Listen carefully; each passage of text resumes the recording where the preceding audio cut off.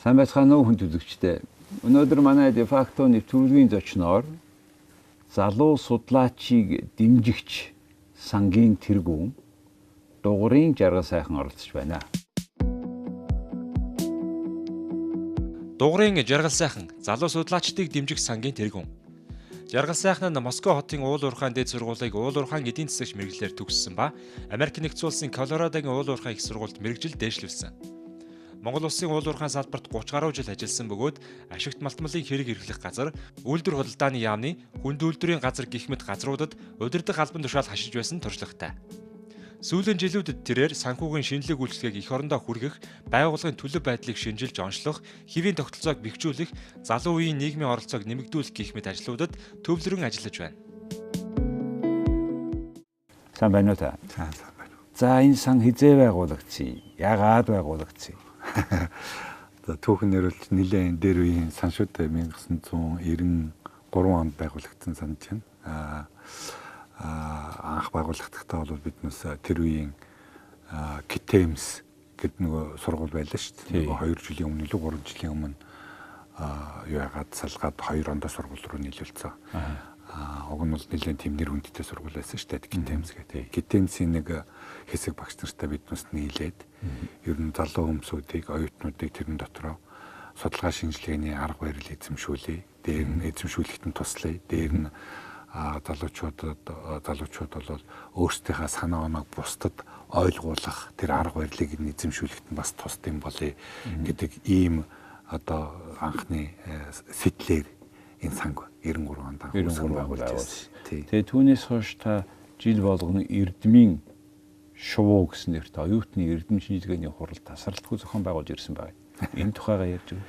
Тэгээ ер нь бол энэ оюутнууд тэр эрдэм шинжилгээний баг хурал нь болохоор зэрэг миний түрүүний хэлдэг 2 зорилгыг хэрэгжүүлэх гол хэрэгсэл маань болж байгаа юм л да тий.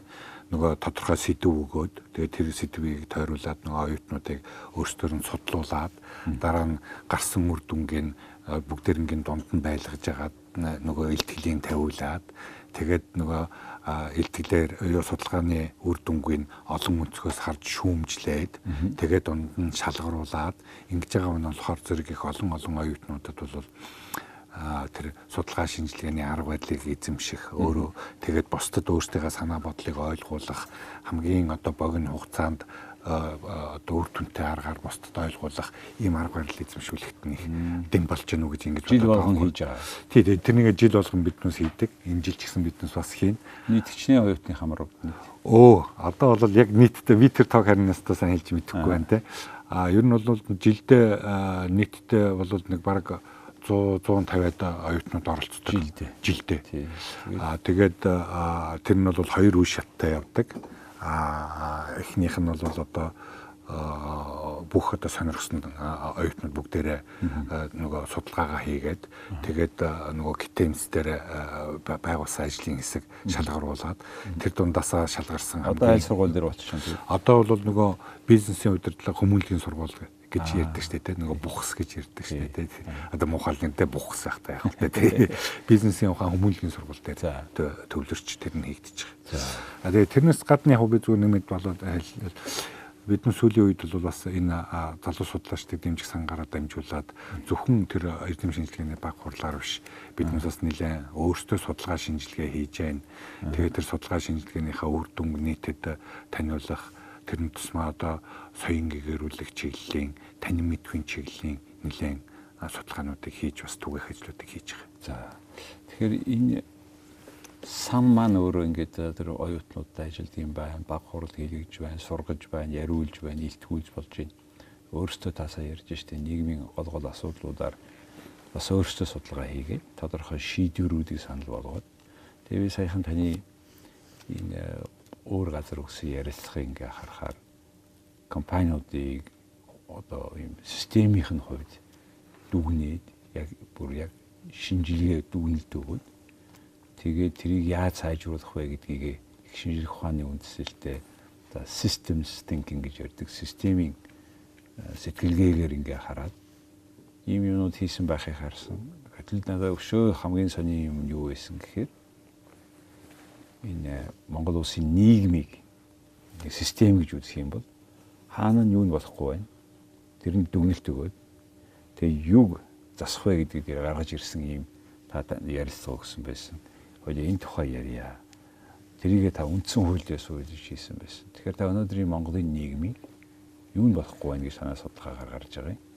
Тэрийг одоо юутэй жишиж харьцуулж байгаа тухайга ярьж өгөхгүй юу? За ер нь биднээс анх энэ судалгаа хийх сэтэл санаачлага хаанаас гарсан гэхээр зэрэг бид байгууллага дээр олон асуудалтай тулгарсан л да. Тэгээ тэр асуудлуудаа шийдвэрлэх арга замуудыг бид байнга эрэлхийлж байсан. Уламжлалт менежментийн аргуудыг биднээс байнга хэрэгжилж ирж байсан. Хэдий тийм боловч биднээс бол тийм дөрвтэй суурь өөрчлөлтүүдийг гаргаж чадахгүй байсаар нэлээд их цаг хугацаа алдсан юм л да. Тэгээд бид дахин одоо байнгын судалгаа хийгээл байнгын шинжилгээ хийсний үр дүнд биднээс нэг дүгнэлтийг бид өөрсдөө зориулж хийсэн. Биднээсийн асуудал хаанаас үүдээд байна уу гэхээр зэрэг биднээсийн асуудал биднээсийн сэтгэлгээнээс үүдээд байна. Биднээсийн сэтгэлгээл одоо тэр сэтгэлгээ болвол биднээсийн асуудлыг үүсгэж гол одоо хүчин зүйл нь бол шалтгаан нь бол тэр сэтгэлгээ юм байна гэдэг тийм суур дүгнэлтэнд түрээд байна л да. Өөрөөр хэлбэл биднээс ямар нэг өөрийнхөө хэрэгцээг хангахын тулд тодорхой зорилго тавьдаг. Зорилгоо хэрэгжүүлэхийн тулд бол биднээс тодорхой арга зам одоо нөгөө компани нөгөө юу гэдэг тогтолцоо систем тэр юмнуудаа хийдэг төлөвлөдөг тийм. Тэгж жагаад бид бас нөгөө зорилго руугаа хүрч чадахгүй замдаа янз бүрийн саад бэрхшээлтэй учран тэгэнгүүт биднээс өөрийнхөө сэтгэлгээнээс босоод бүх юунуудыг буруутгах нь одоо биднээс нийтлэг хараншин болчиход байна л да. Тэгээ биднээс яг хөө тэгээд сэтгэлгээгээ өөрчлөх хэрэгтэй гэдгийг бид мэдээд байсан. Тэгвэл яаж өөрчлөх юм бэ гэдэг нь дараагийн асуудал. Тэр чиглэлээр биднээс нэлээд сан дээр төвлөрч ажилласан байгаа байхгүй. Тэгэд энэ дээр бол нэг юм хоёр сонирхолтой зүйлийг бид ажигласан л да. Хүн ер нь аливаа үйлдэлийг хийхээ өмнө бол заавал дүгнэлтийг хийдэг. Тэр дүгнэлтийг хийхэд бол хоёр логик үйлдэлийг заавал хийдэг юм байна. Тэр нь бол юу гэхээр нэгдүгürt бол хүн өөр хэмжилтийг хийдэг. Тэр сонирхож байгаа асуудалтайгаа холбоотойгоор хэмжилтийг хийдэг. Хоёр дахь нь бол харьцуултыг хийдэг юм байна. Хэмжилтийг хийхин тулд бол тэр хүнд бол тодорхой хэмжүүр хэрэгтэй. Яг тэр зорилгод нь нийцсэн тэр хэмжүүр байх хэрэгтэй байна тийм. Хоёр дахь нь бол тэр хэмжүүрээр хэмжүүртэй байгаад дүгнэлт хийхэд бол хангалттай биш. Ямар нэг юмтай заавал харьцуулах хэрэгтэй байдаг тийм. Тэгээ тэр харьцуулах юм маань юутай харьцуулах вэ гэдгээс хамаарат нөө дүгнэлтийн маань хувилбарууд нь гарч ирээд байгаа. Тэгэхээр за хоёул буцаад ойлгомжтой байхын тулд ингэж шүү дээ. Хүн болгон ямар нэг зорилготой байгаа. Тэгээ тэр зорилготой хүрэхийн тулд маань хүн за ийм аргаар хийнэ гэж хэлнэ. Тэгээ зарим нь тэр зорилго руугаа ямар нэг аргаар хүрч чадахгүй болмогцоо өөрөөсөө бусдыг буруутгадаг тийм. Одоо энэс болоо тэрнээс болоо. Одоо тэр нөгөө бүх юмны эзэн би биш өөр нэг хүн болох гэдэг шүү дээ. За тэгмэгц энийг яаж өөрчлөх вэ гэдэг буюу та энэ сэтгэлгээгээ яаж өөрчлөх вэ гэхээр одоо таны хэлж байгаа зүйл бол заавал байх ёстой юм бол нэгдүгээр бодитойгоор дүгнэх хэрэгтэй тийм. Бодиттой дүгнэхийн тулд хэмжээс байх ёстой. Тэгээ хэмжилт байх. Заавал хэмжилт хийн. За тэгээ хэмжилт хийснийхаа дараа тэгээ юмтай харьцуулах хэрэгтэй. Харьцуулах хэрэгтэй тийм. Энийг одоо жишээлбэл та тэр одоо хүний эрүүл мэндтэй холбож ярьж байсан тэрийг хэлдээ. Одоо жишээлбэл одоо нэг хүн өвдлөө гэж бодъё тийм. Тийм. Одоо хүн ингээд биеийн жоохон эвгүүрхэд ирэхээр зэрэг хамгийн түрүүнд эмнэлэг дээр очдөг шүү дээ тийм. Тэгээ эмнэлэг дээр очихоор зэрэг эмч юу гэж нөгөө хүнд юу гэж хэлдэг вэхээр та очиж шинжилгээ өгөөд төр. Цусны, шээсний, юуны шинжилгээ өгөөд иргээ те. Тэр шинжилгээ өгөөд ирээ гэдэг чинь эмч маань цаад татгаараа юу хэлээд байноу гэхээр зэрэг нөгөө өгөгдөл дата болоод ир гэж байгаа байхгүй те. Хэмжүүрүүд те. Одоо нөгөө даралт чинь хэд болж байна, шээсэн дотор байх ёстой нөгөө агуулгууд ямар байна уу гэднээс тэр маань бол өөрөөр хэмжүүртэй дата хэмжүүртэй л болж байгаа хэрэг байгаа байхгүй те. Дараа нь нөгөө бие нэгүрсэн хүн маань нөгөө шинжилгээнийхаа дүнг бариад эмчтэр очино. Эмч болохоор зэрэг нөгөө шинжилгээгээр гарсан өгөгдөл дата хэмжүүрүүдийн чинь хэмжээр гарсан тоон утгууд байгаа шүү дээ. Тэрнийг байвал зохих. Өөрөөр хэлбэл тэр байвал зохих гэдэг чинь юу хэлж байгаа вэхээр эрүүл хүний загвар дээр суурилсан байвал зохих үзүүлэлтүүд байхгүй тий. Тэрнтэйгээ харьцуулаад тэгээд нөгөөтгийгээ энэ нь хазаачиж, энэ нь өөрчилчиж, тэгэд энэ нь ягаад өөрчлөгдсөн гэхээр таны бөөр чинь болохоо сүйд юу чинь болохоо гэж гэдэг юм тэр онцлогоогоо тавьдаг л да. Тэ? Шалтгааны хэлдэг. Тийм. Таанаас ингэж байгаа юм бэ гэж. Тэгтэл биднес байгууллага дээр юм уу, гэр бүлийн хүрээнд юм уу, эсвэл нийгэм дээрээ ингэж ярихаар зэрэг биднес өөрсдөө бас тодорхой зорилготой л байгаа байхгүй тий. Тэр зорилго руугаа хүрчээний үгүй юу гэд нөгөөх хэмжүүрээ хийх гэхээр зэрэг нөгөө эрүүл байгууллагч гэдэг юм уу, эрүүл нийгэмч гэдэг юм уу, тэрнийх нь нөгөө загвар нь байхгүй байгаа байхгүй. Тэгэхээр зэрэг биднес одоо нийгмийг хэдүүлээ жишээ болгоод авъя л да хоёлаа. Тэгэхээр одоо манайхан бол дүгнэлтүүдийг яаж хийгээд байна вөхөр Сингапуртай жишээлбэл өөрийгөө харьцуулдаг, эсвэл Америктай харьцуулдаг, эсвэл Европтой харьцуулдаг тий. Харьцуулах нь зүйтэй харьцуулж болно болдгоо яг. Гэхдээ Сингапур гэдэгтэй харьцуулна гэдэг маань Сингапурыгаа өөрийг нь тогтолцооных нь хувьд нь сайн судалж тэрнийг өөрийнхөө зорилго болгоод тэгээд өөрийнхөө зорилготой харьцуулах хэрэгтэй болоод байгаа байхгүй тий. Тэрнээс Сингапурын нэг гоё гялалтсан сайхан өндөр байшин эсвэл сайхан гоё цэвэрхэн цэмцгэр метро ч гэдэг юм уу тэрний нарангуудаа ерөөсөө бид нөө Сингапурыг дуурайна гэдээ ингэж яваад иж болохгүй юм л да. Эн чинь юу хэлээд байна нөхөр биднүүсийн сэтгэлгээнд байгаа нөгөө залхуурдаг бэлэнчлэг сэтгэлгээнөө ороод байна гэсэн үг л дээ. Байшингийн дуурайчаа гэж. Тий. Биднүүс болохоор зэрэг одоо энэ системийн сэтгэлгээ энэ системийн загварыг ашиглах юм бол биднээс эхлээд өөрийнхөө зорилго байна. Тэр зорилгыг хэрэгжүүлсний үр дүнд юу бий болох гэдэг юм бэ гэдгийг өөрөө загварыг гаргах хэрэгтэй болоод байгаа байхгүй юу? Зорилгоо хэрэгжүүлснээр бий болох гэдэг зүйлээ юу юм бэ? Тохирсон тэр загвараа гаргах. Тэр загвараа гаргах тий. Тэр загварыгаа тэр зорилгод нэгдэж орж байгаа улсуудтай бүгдээрнтэй хилэлц. Тэгээд тэрнийг бүгдээрээ хүлээн зөвшөөр. Энийгээ биднээс юу гэж хэлээд байгаа вэхээр нэгдмэл зорилготой боллоо гэж хэлээд. Тэгээд тэр зорилготойгоо одоогийн өнөөдрийнхээ байгаа нөхцөл байдлаа харьцуул нөгөө нэг эмчтэр очдог хүнтэй яг адилхан л байгаа байхгүй тий. Тэгэхээр Монголынхаа нийгмийг манай үндсэн хуулиар заасан байгаа шүү дээ. Бид хүнлэг, тэнэрэнгүй, ардчилсан нийгэм байгуулнаа гэдэг үндсэн хуулиар бичсэн байна. Энэ бол юу ч гэсэн манай гарч бичиж сүүлийн 20-30 жил хийж байгаа ажлын маань суур баримт бичиг. Зорилго байна. Тэгээд гэтэл нийгэм яг биднийхээ хүссэн амар амгалан тайван элбэг хангалуун амьдрах энэ бүхэн чинь биелэгдэж өгөхгүй байна. Ядуурл нэмэгдэж байна. Хүн амын орлогын ялгаавал их болоод байна. Хүмүүс ерөнхийдөө стресстэй болж байна. Энэ талаас нь та яаж харж байна? Тэгэхээр биднээс яг бас ингээд хүн ингээд нэг байшин барь дотор нь орж амьдрын эсвэл ажлыг гэдэг ингэхээр зэрэг байшингийнхаа зургийг зурулдаг шүү дээ. Мэргэжлийн байгууллагаар зуруулна тий. Дараа нь нөгөөтгийг хилцэн. Тэгээд зурулгаараа явчихдаг. Тэр бол тэгээд дараагийн асуудал үүсэх нөгөө юу л да тий.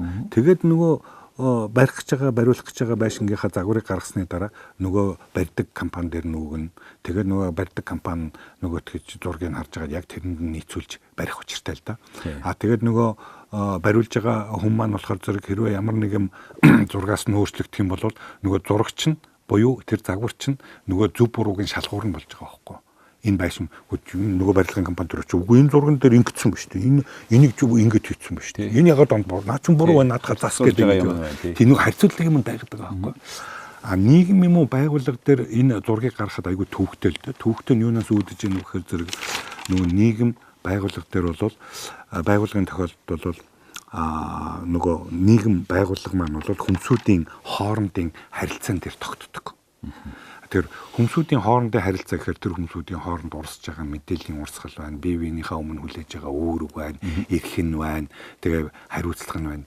Энэ нийгмийг бүрдүүлж байгаа элементүүд нь орон зай цаг хугацааны хувьд байнга өөрчлөгдөж байдаг учраас цаасан дээр ингээд тогтвортойгоор зурж болохгүй мэт бодогдоод байдаг байхгүй юу? Тэгэхээр манайх одоо ингээд нэг байгууллагынхаа бүтцийг зураад ирэхэд жишээлбэл манайх үйлдвэрийн хилцтэй, санхүүгийн хилцтэй, хүний нөөцийн хилцтэй гэдэг ингээд зурчдаг.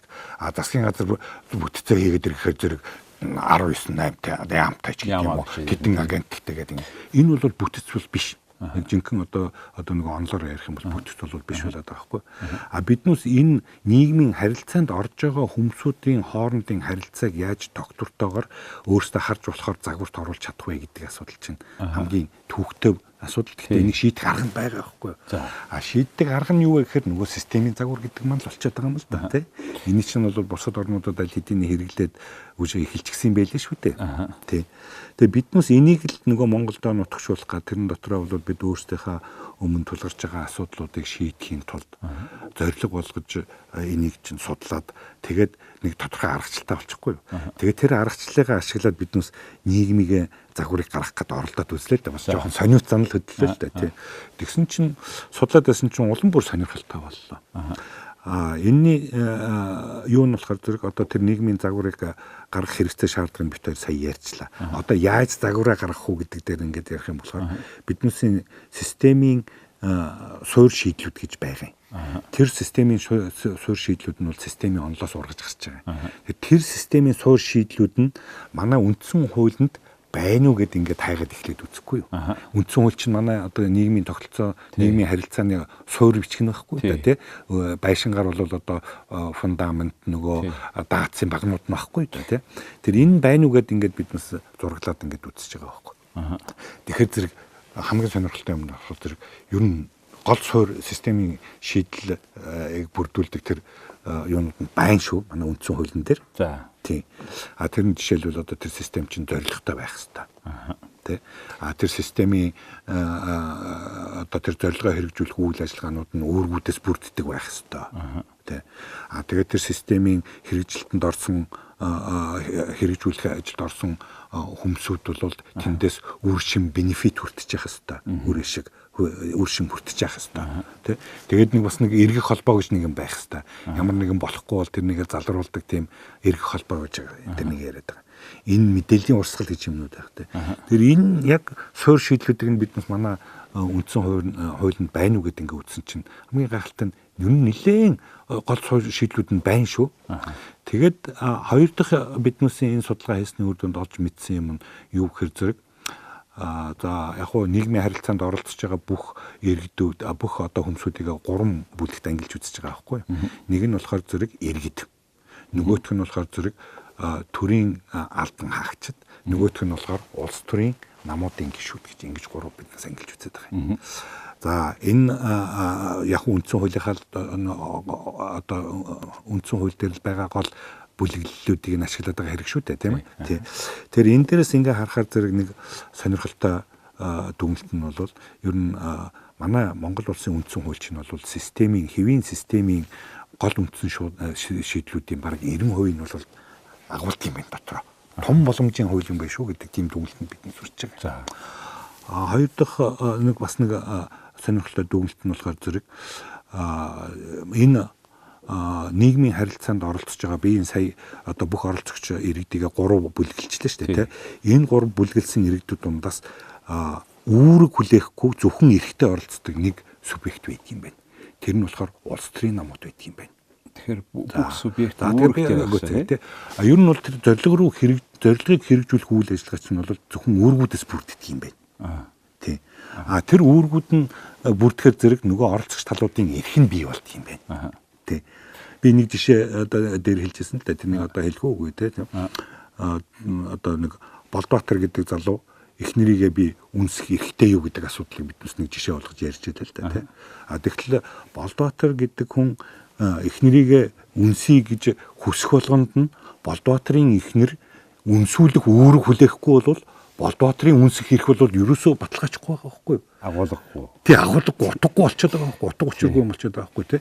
Тэгэхээр энэ дээрээс юу хэлж яах вэ гэхээр зэрэг энэ талууд бол энэ зорилгод нэгдэж орж байгаа талууд бол бүгдээрээ үүрэг хүлээх ёстой юм байна. Үүргээр биднес нөгөө энэ тогтолцоогоо бүрдүүлэх ёстой юм байна. Та ингэ хэлэх гээд шүү дээ. Эрх мэдэл гэдэг бол үүрэг юм а гэдэг шүү. Ер нь бол тийм. Биднес энэ дээр бас нэлээд тийм төвөгтэй нэгний үүрэг. Тий, төвөгтэй юунд ойлголтын зөрчилтэй тийм байдал биднээс орохгүй өөрсдөө. Тэгээ ер нь энэ яагаад биднес монголчууд эрх мэдэл, эрх гэдэг үгийг их хэрэглэдэг юм бэ гэдэг. Тэгээ тэрнийг нөгөө системийнхаа онол дээр суурлаад ингээд шинжилээд үзэхэр зэрэг эрх мэдэл гэдэг бол ерөөсөө эрх бол биш юм байна. Мэдлэг юм уу мэдл бол бүр биш юм байна. Эрх мэдэл гэдэг бол ерөөсөө бусдыг хүлээсэн үүргээ биелүүлэхийг алавдах үүрэг юм байна.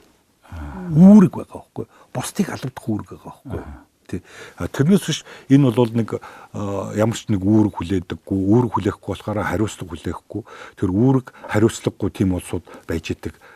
Тэрнийг нь үндэс нь болж идэг ойлголт биш юм байна. Эрх мэдэл гэдэг чинь. Энэ чинь өөрөө болохоор үүрэг юм байна гэдгийг нэг юм сонирхолтой дүгнэлтэнд төрсөн шүү. Дараа энэ дээр би таны тэр бичсэн юмыг ингээ харсал да. Яг энд их гогцоо ойлголт юм байли. Энэ чухал ойлголт. Яг тэгээд эрх мэдэл гэж юу вэ гэвэл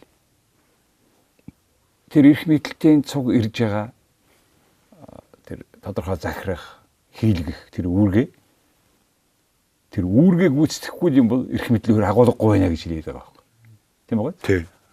Тэгэхээр энд байгаа эрх мэдэл гэдэг чинь өөрөө эрх мэдэлд нь олгогдсон нөхөн дагуу ажиллаа хийх үүрэг юм байна гэж хэлээд нь шүү дээ. Тийм. За энэ бол үндсэн цөөр ойлголт болоод байгаа байхгүй тий. Яг тэр манай тэр судалгаан дээрээс ч гэсэн ингэж гарч ирж байгаа байхгүй юу? Төр яагаад оршин тогтнож байна вэ гэж. Тэрний тайлбар нь бол Монгол улсын үндсэн хуулийн 19-ийн 1 дээрээс гарч ирээд байгаа байхгүй юу? 19-ийн 1-д төрийн үндсэн үүргийг бичсэн байгаа. Тэрний үг гэхээр иргэдийн эрхийг нь баталгаатай эдлүүлэх, дээр нь зөрчигдсөн эрхийг нь сэргээх үүрэгтэй гэдэг нөгөө үндсэн хуулинд бичсэн байдаг юм байна л да. Тийм. Тэгэхээр иргэдийн эрх гэдэг нь ямар эрх байгаа юм бэ гэд ингээ хайхаар зэрэг манай үндсэн хуулийн 16 дотор бүр нэлээд задлаад хийцэн байгаа байхгүй юу?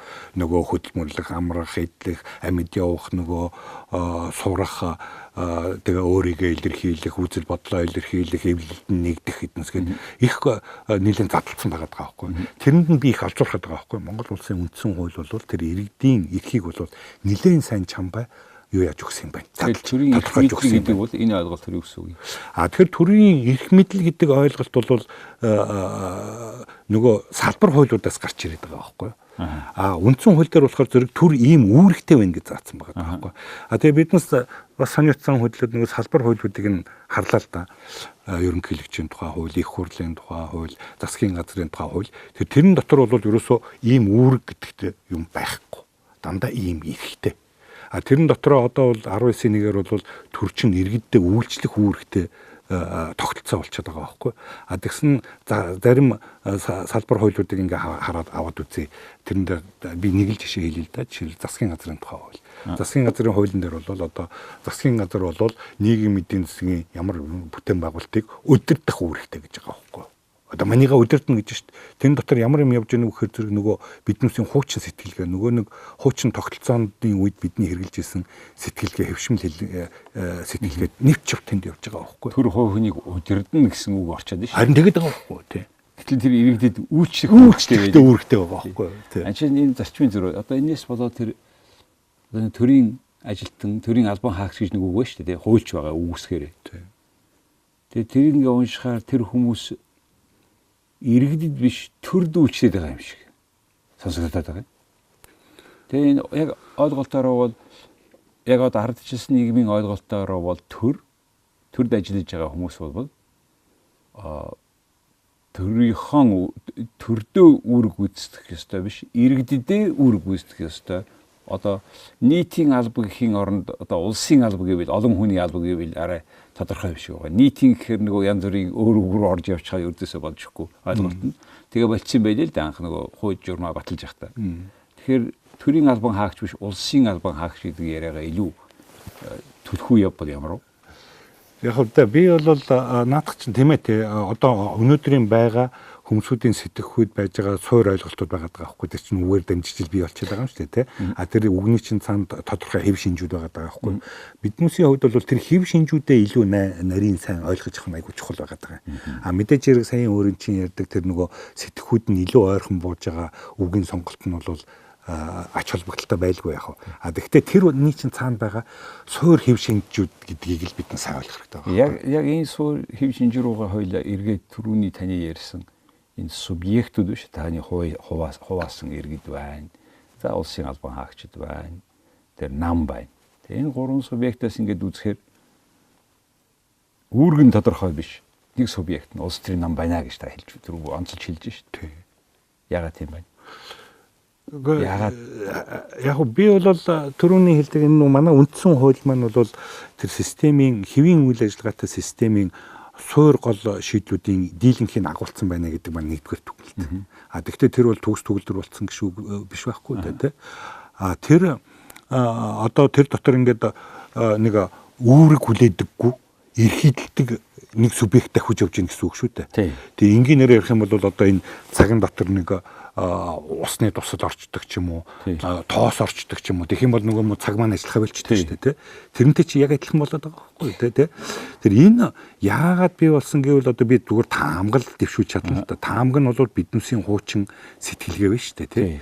Хуучин сэтгэлгээ одоо нөгөө коммунист тогтолцооноос өвлж авсан бидэнд их олон ойлголтууд байх юм. Тий. Тэрэндээс л үүссэн болов гэж би таамаглахаас одоо яг нарийн судалж үзэх хэрэгтэй байхаа. Буцаад ирээ да. Тэр улс төрийн намууд эрх нь байна, үүрэг нь алгаа гэж хэлж шүү дээ. Ингээд үндсэн хуулийг судлаад, өөрийнх нь хуулийг судлаад үзэхээр. Тэгэхээр та ярьсан шүү дээ. Эрх гэдэг бол үүргээс бүтэж байна гэж. Тий. Тэгэхээр тэр утгаараа энийг та яаж харж байна? Биднээсийн сэтгхүүд байж байгаа доголдол одоо өнөөдөр тийм тодорхойгүй нөхцөл байдлыг үүсгэж байгаа байхгүй. Биднээс эрх гэхээр зэрэг үүрэг гэж харахгүй шүү дээ нөгөөдгий чинь. Тэ? Энэ эрх гэдгийн чинь цаана бол дандаа нөгөө эрх мэдэл гэдгийн чинь цаана үүрэг байгаа гэдгийг биднээс хүн болгон Монголын 3 сая хүн болгон гуруулаа тэгээд ойлгож твшчих юм бол энэ дэр чинь чанарын өөрчлөлт гарах гэдэг шүү дээ. Тэрнээс биднээс одоо их олон ойлголтыг түрүүн нөгөө хуучин тогтолцооноос авцсан гэдэг шүү дээ. Маний улсыгаа удирддаг нам төрмөн ямар сайндаа биднээс чинь олон монголчууд маань тэгдэг шүү дээ. Асуудалтай тулахаараа төрөөмөн сүлдвэр шүү. Тэр чинь юу хэлээд байна вэ? Бүх юм төрөөс хамаардаг байсан. Төр юу хийх үү, юу бодохыг чинь зааж өгдөг байсан. Тэрнийгээ биднээс одоо ингэж чирээд яваад шүү дээ. Тэр ойлголтойгоо тийм. Одоо бид бүх юм биднээс хамаарна гэдгийг гаргаж ирэхгүй байна. Харин тэрнээс биш. Чамаас хамаарна гэдгийг. Яг энэтэй холбоотой жишээлбэл улс төрийн намуудын эрх нь бол ардчилсан оронд төрийн бүх эрх мэдлийг ардчилсан сонгуулиар гартаа авдаг ганцхан институт бол улс төрийн нам. Эрх мэдэлтэй гэсэн үг. Тийм. Тэгээд үүрэг нь тодорхой биш байна гэдэг чинь надад ч одоо их тийм харанга дэлдээд биш үү? Тийм, том аюултай яаж өөрчлөх үү тэгээд. Гэхдээ энийг бол би бол хамгийн түрүүнд бол тэр үндсэн хуультай байна уу, тэр улс төрийн намуудын хуулинд байна уу? Улс төрийн намуудыг үүрэгтэй болгох хэрэгтэй байна. Нийгмийн өмнө, нийгмийн гишүүн болгоны өмнө үүрэг. Төрийн үүрэг байгаа байхгүй юу? Тэ? Улс төрийн намуудынх нь болохоор зэрэг үүрэг нь байхгүй байгаа байхгүй юу? Энийг үүрэгтэй болгохгүй бол улс төрийн намуудтай биднээс хариуцлага тооцох ямар ч боломж байхгүй. Яг олон хүмүүсүүд бол сонгуулиар ялагдсан эднүсийн хүлээж байгаа хариуцлага ялна байхгүй гэж үгүй биш. Тэр бол зүгээр л одоо нэг юуны төрийн эрх барьж байгаа юунд хүчинд өөрчлөлт гарч байгаа болохоос биш тэр бол хариуцлага бол биш байгаа даахгүй. Тэгээд яаж үүрэгтэй болох бид ингэж ойлгодог шүү дээ. Ойлгодог тийм миний хэлж байгаа. Нийгэм төр гэдэг юм уу? Эндүүлэх ёстой нэг юм хоёр субъект биш. Энэ хоёрыг сонгуулийн үеэр ингээ холбодог гүүрэн улс төрийн намаа холбох үүрэгтэй гэж бид ойлгож байна. Сонгуулийн үеэр энэ бид үүрэгтэй юм шиг ингээ баахан ярьж ирчаад одоо өнөөдрийн Монголын нөхцөлд сонгуулийн дараа энийг мартчихад нөгөөдөө чинь зөвхөн хэдин өөрсдөө ашигтай холбоотой бизнестэй үйлчлэл явуулж байгаа байхгүй. Тэгээ энийг одоо Чехийн эрдэмтэн Клима гэж хүн демократическая диктатура буюу демократура болчиход байна посткоммунист орнуудад гэж. Тэгэхээр энэ үүргийг буцаагаад яаж энэнийхээ өмнө хүүсэн үүрэг болгох вэ гэдгийг хаана ямар юм дээр өөрчлөлт. Биднээсээ нөгөө одоо дахиад биднээсийн түрүүний ярьжсэн асуудлынхаа эхлэл рүү орчиж байгаа байхгүй. Бидэнд нөгөө нэг загвар хэрэгтэй харьцуулахын тулд нөгөө загвараа гаргах хэрэгтэй байгаа байхгүй. Тэр загвараа гаргаад бүх нийтээрээ хилцээд тэгээд тэр загвараа бүгдээрээ захирагдаж явах хэрэгтэй байгаа байхгүй. Тэгэхгүй бол тэр загвар гэдэг дотор одоо бит хоёр хэдийгээр нэр нэгтэйч гэсэн манай даа жаргал сайхны толгой дотор байгаа загвар, дуу жаргал сайхны толгой дотор байгаа загвар хоёр бол шал хоёр ондоо байгаа байхгүй. Энийг нэг болох хэрэгтэй. Биднээс нийгэмд ойлгож байгаа юм бол тэр хамтын сонирхлоо хамгаалж чадахгүй. Тийм, тэггүй бол чадахгүй байхгүй. Тэр загвар гэдэг маань тэр бидний энэ бол яг Монголд тохирсон мөртлөө дэлхийн түүхийн жишгтээр тулгуурласан. Тим нэг үүрэг байх нэ, тим нэг загвар гаргах нэ. Энэ процесс одоо аль зэрэг явж байна. Энийг гаргах юм уугүй юм уу? Гаргахын тулд яах юм? Гэхдээ яг уу би бол надад ажиллаж байгаа сайн одоо сайн мэдээ, сайн одоо гэж би хэлж болох тийм надад ажиглагдсан юмуд бол ийм загварын эрэл хайгуулд бол хүмүүсд гарсан байна.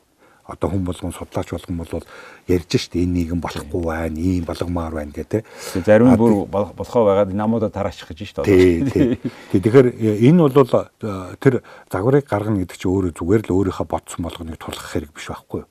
А тэрний чинь нөгөө системтэйгээр дахиад нөгөө нэг систем рүү ч эргэж орчод байна л дээ. Биднес тэр нөгөө хүмүүсийнхаа онол дээр одоо нөгөө онол дээр суурилж байгаа хүмүүсийн эрх ашиг гэж юу байдгийг, хэрэгцээ шаардлага гэж юу байдгийг, үүрэг гэж юу байдгийг энэ суур ойлголтуудаа нэг болгож байгаа. Тэгээд нөгөө загвараа барих хэрэгтэй байна. Байшин барихын тулд чинь цонх гэж юу, хаалга гэж юу, дээвэр гэж юу гэдгийг биднес чинь сайн мэддэг шүү дээ. А тэгсэн нөгөө нийгмийг ингээд бүрдүүлдэг суур ойлголтуудаа гэхээр зэрэг бүгдээр нөгөө ерөнхийлдэг биднес чинь одоо Монголын 3 сая иргэн чинь 3 саяулаа ерөнхийлөгч болчиход яваад байна шүү дээ. Тэгэхээр нэг хэсэг нь хаалгаа судалмаар байна. Нөгөө хэсэг нь цонхоо судалмаар байна. Нөгөө хэсэг нь энийг нийлүүлээд яаж нэг тохиролцоо олох уу гэдгээ судалмаар байгаа байхгүй юу? Эргээд одоо нөгөө хүнийхэн загвар руу орохоор нөгөө тухайн хүний тэр зөөрөх судалсыг хэмждэг манай нийгмийн харвал бол тэр юмаа тодорхой болгоё гэж яриад байгаа юм шүү. Нэгдүгээрт энэ бол сэтгэлгээний нэгдүгээр давхраг яриад шүү. Тэр хэмжээсүүдэд тохироё. Хэмжээс загвар хойж байгаа. Дараа нь харьцуулахаа ярья. Тэгээ нийгмийн хувьд мэдээж урт хугацааны асуудал юм. Энийг тав тэр мэдээж 30 минутанд амжихгүй. Гэхдээ өөрөө факт нь та асуудлыг ингээд нөгөө нэг одоо нүцгэлээ тавьчихж байгаа байхгүй. За бодитол дээр юм байна гэж. Энэ өөрөө чухал л да. Яг бид юуг тойроод ажиллах вэ гэдгийг гаргаж ирж байгаа. Тэгэхээр би таны хийж байгаа ажил их сонир надад санагдсан. Системийнхаа одоо онлоороо бол. Тэгээ энийг одоо арай өргөн хүрээгээр ойлгож уншиж ярилцмаар байна. Энийг хаана наривчлж мэдэж болох вэ? Тийм мэдээллийн сан юу байна? Саяын биднесийн битэрийн тойруулж ярьдаг судалгаа бол маш тойм судалгаа юм. Тэгээ биднес нэг юм дээр итгэл үнэмшилтэй байгаа. Энэ тойм судалгаан дээр суйрлаад тодорхой шийдвэрүүдийг гаргаж болохгүй мэдээж. Тэгэхээр энэ бидний хийсэн судалгааг энэ нийгмийн харилцаанд оролцогч бүх талуудын төлөөллийг оруулж байгаа, тодорхой цаг хугацаа гаргаж байгаа, зорилго гаргаж агаад энийг наривчилж судалмаар байгаа. Энэ судалгаа хийх санаачлагыг би одоо таны харуулна, танаа энэ нэвтрүүлгээр одоо дамжуулаад хүмүүсүүдэд уриалж яан сонирхсан улсууд нь биднээ л хандаач манай залуу судлаачдыг дэмжих төв дээр биднээс энэ судалгааг хиймээр байна. Энэ дээр одоо тэр нийгмийн төлөөлөл яаж чадах одоо тийм нэр хүндтэй хүмүүсүүдэд бас оролцуулж өгөөч. Яаж холбогдох вэ? Энэ дээр манай залуу судлаач сан төвтэй л яхад вебсайт. Вебсайт нь бол нөгөө залуу судлаачдыг дэмжих сан гэж байгаа. Дээр нь Монгол форум гэж байгаа. Монгол форум CGM байна. Тий, энэгээр яаж байна. За мэдээж маш сонир ярьцдаг. Та хүний гол нь сүлд нь одоо ингээд эхэлж ин шүү. Оролцооч. Тэгээд энэ нарийн судалж байгаад энийг нийгэмд ярья. Ийм юм ярихгүй болохоо бид нар хэрэлдэж эхэлж байгаа. Нөгөө энэ мэдээлэл юм байхгүй болохоор. Тэгэхээр ямар ч гэсэн мэдээлэлтэй ажилласан, мэдээлэлгүй ажилласнаас хамаагүй дээр юм байна гэдгийг та баталж байгаа. За танд болон одоо энийг хийж байгаа танай хамт олон залуучуудад амжилт хүсье. Танай залуучуудыг дэмжих, залуу судлаачдыг дэмжих санд амжилт хүсье. За хүн төлөөлөгчтэй өнөөдөр манай дефакто нэвтрүүлгийн зочноор энэ залуу судлаачдыг дэмжигч сангийн тэргүүн дугуйн жаргал сайхан оролцоо. Баярлалаа.